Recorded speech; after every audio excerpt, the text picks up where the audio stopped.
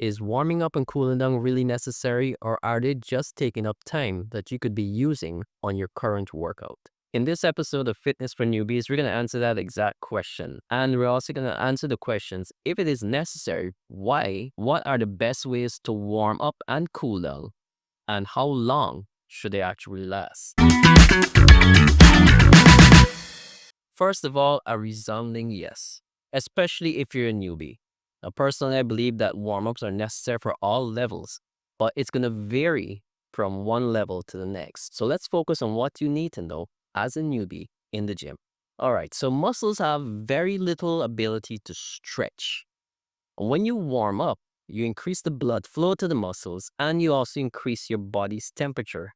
That increase in temperature causes your muscles to have a little bit more capacity to stretch a bit more. And what that does in turn now, it prevents the likelihood, or reduces rather, the likelihood of an injury from a tear. It also reduces the likelihood of damaging one of your tendons, which are the connective tissues that attaches your muscles to your bones. Or it's a point number two. When we warm up, we had a little bit of pre-lubrication, if you will, and mobility to our joints, especially joints like your hips, your knees, as well as your shoulders. You want to be able to move more freely during your workout. I mean, who doesn't want to be able to move more freely? Warming up helps us to get more mobility in these areas before we even start our workout so that we can move through our workouts better. Becomes especially useful if you've already feeling a little bit sore or stiff from a previous workout. This is going to allow you to get through it a lot easier and again reduce the likelihood of injury. Or point number three. This is one of my favorites, and this is one I've learned from experience because when I started my fitness journey, I wasn't warming up as I should. In fact, I've spent most of the years, my early years of training, of just stepping into the gym and lifting stuff. And I was young and we didn't have much guidance. And this is exactly why I'm giving you this guidance here today. Because when we warm up, and this is something I learned over time, having that extra bit of blood flowing to the muscles, as well as the oxygen and the nutrients going to the muscles, it allows you to be able to lift better, heavier, with better form from the very first set. And this ultimately means that you're going to start seeing results faster. So warm up and you will not regret it. You're going to see the difference in your workouts. And this is one I especially like about warming up is that when you're coming from, whether it's work or where you might be coming from, uh, home, etc., whatever activity you had just prior to getting ready to work out, spending that time warming up allows you to dial in, as we would say, focus in more on what you have to do. And I usually like to visualize what I'm going to be doing, my workout, go through it in my mind. And in that way, I'm also preparing myself. These were the weights I used the last time, and this is what I want to push towards this time. All right, so let's talk about cooling now. This is done after your workout, and this has a lot of other benefits to go with it as well. And this is why it's important that you try to do this as often as you can, if possible, after every workout. I know for a fact that sometimes you might be out of time, you've got to go, but if you can stick it in, you're going to see the benefits of it. Cooling down helps to reduce inflammation in the muscles and stiffness just after a workout. This means you can leave the gym or leave your workout area and carry on with whatever activities you have for the rest of the day with a better ability to get those things done. Secondly, it allows you time to regulate and normalize both your body temperature and your heart rate. Naturally, during workouts, your heart rate as well as your core temperature is going to be elevated pretty high.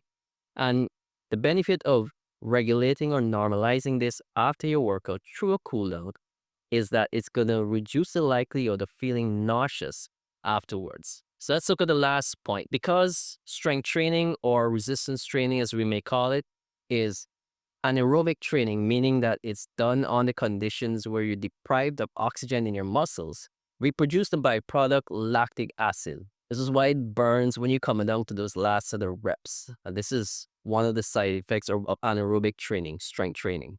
So we don't want that acid to be inside of the muscles for a prolonged period because it does contribute the more soreness that you're going to feel the day after, and even the day after that, you're going to find it about that if you aren't feeling it already. But cooling down helps to flush out that lactic acid out of your muscle. There are many options out there, and depending on the gym that you're working out, you'll see many options inside, some with less options than others. But it's not a problem, just use what works for you. It's always best to choose a machine that you like to use the most. I would definitely suggest trying out everything and see what works best for you and stick with that. And as you get deeper into your fitness journey, you can always try something else that might be a bit more challenging for you. But we have the cycles and the stairmasters, which are kind of ideal when you have a more leg-based workout because it's going to focus on driving more blood to the lower extremities. And like I said, if you have more blood in an area you're going to be using more often within your workout, you'll get a better overall performance. But keep in mind, when it comes to the Stairmaster, it's not such a great starting piece of equipment for beginners, especially for someone who's overweight. The Stairmaster can put a lot of stress on your knees. And if you're overweight, there's already an excess amount of stress on your knees, and this could lead to even more problems and inflammation. Similarly, if you're someone with arthritis in the knees, steer clear from the Stairmasters. There are a lot of other options, low intensity options that you can use as well. Aside from the cycles and the Stairmaster, we have also the elliptical machine. This is one of my favorite machines because you tend to use the arms as well as the legs, and you can actually choose how you distribute your efforts between your arms or your legs. So if your legs start to get a little bit tired, you can use your arms to add more support to make it a little bit lighter in the legs, and vice versa. And you can also work with just the legs only by taking the arms off the active handles and holding them onto the stationary handles.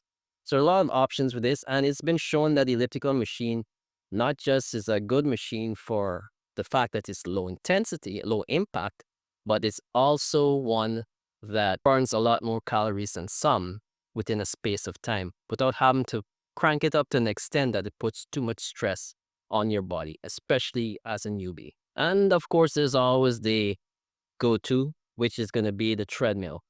When using the treadmill, you have the options of going from incline to flat, and you can always increase your intensity on that. And then there's always the option of warming up through body weight dynamic stretches, something we're going to look at a little bit more in the future.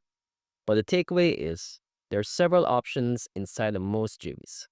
Go through them, see what works best for you, see which your knees feel good with, see which one feels good on your lower back, and choose one that you feel most comfortable using.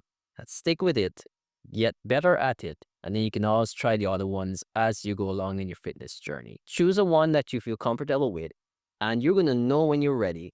Just keep in mind 5 to 10 minutes to warm up to cool down.